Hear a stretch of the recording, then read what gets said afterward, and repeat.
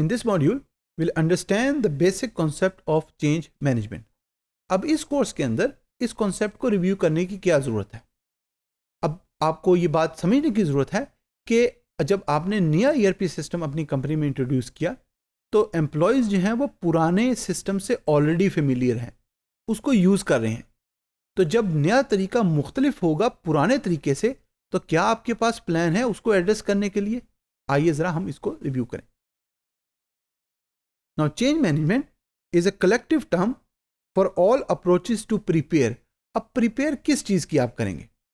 जब तरीका मुख्तलिफ है तो क्या आप अपने एम्प्लॉयज़ को ट्रेन करेंगे? अगर इश्यूज़ आते हैं तो क्या आपके पास पूरा एक प्रोसेस है कि उस इशू को रिजॉल्व किया जाए? क्या आपके पास लोग मौजूद हैं कि जो भी इश्यूज़ आ रहा है यूज़र को उसको एड्रेस कर सके? क्या उनके पास स्किल सेट है? Support and help individuals. अब इंडिविजुअल जो भी नया ERP सिस्टम यूज़ कर रहा है उसके लिए क्या सपोर्ट मौजूद है? आप जब उसको हेल्प करेंगे इंडिविजुअली तो उसका इफेक्ट टीम पर भी होगा, ऑर्गेनाइजेशन पे भी होगा, इन मेकिंग ऑर्गेनाइजेशनल चेंज। तो जो भी ERP सिस्टम आप यूज़ कर रहे हैं उसके लिए एक चेंज मैनेजमेंट की स्ट्रेटजी भी होनी चाहिए। अब वो क्या करेगी? That is a term that is collectively prepare करेंगे, सपोर्ट करेंगे टू हेल्प द इंडिविजुअल, जो भी इश्यूज उनको आ रहा है related to the system. It is a structured approach for supporting individual to move away from the current state to the future state.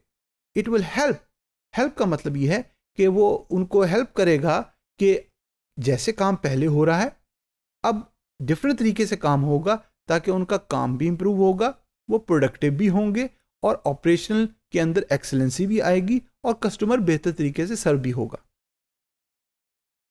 It is a discipline that guides how to prepare, equip and support individual. तो management की books के अंदर this is consider as a separate discipline जिसमें it tells you how to prepare for the change, how to equip for the change, जो भी आपको resources चाहिए, and support individual to successfully adopt change. अब आपने अपनी कंपनी में तो सिस्टम ले आए लेकिन यूज़र को आपने ट्रेन ही नहीं किया कि सिस्टम को यूज़ कैसे करना है। तो यूज़र जो है उसको यूज़ तो करेगा लेकिन अपने डेली काम के लिए उसको अडॉप्ट नहीं करेगा। अगर अडॉप्ट नहीं होगा सिस्टम तो ओवरऑल कंपनी के अंदर प्रोसेसेस इंप्रूव नहीं होंगे। In order to drive organisation success and outcome, अगर आपका गोल ऑर्गेनाइजेशन सक्सेस है, परफॉर्मेंस को इंक्रीज करना है, रेवेन्यूज़ को बढ़ाना है, प्रॉफिट्स को बढ़ाना है, तो डेफिनेटली उसका इम्पैक्ट ओवरऑल बिजनेस पे भी पड़ेगा।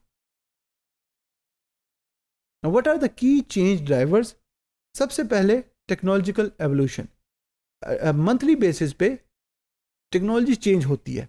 If you are not keeping up with the pace of technology it will be very difficult कि इन द फ्यूचर कस्टमर आप ही के साथ बिजनेस करे। अगर उसको अच्छी सर्विस मिल रही है तो वो किसी और के पास जाके बिजनेस कर सकता है।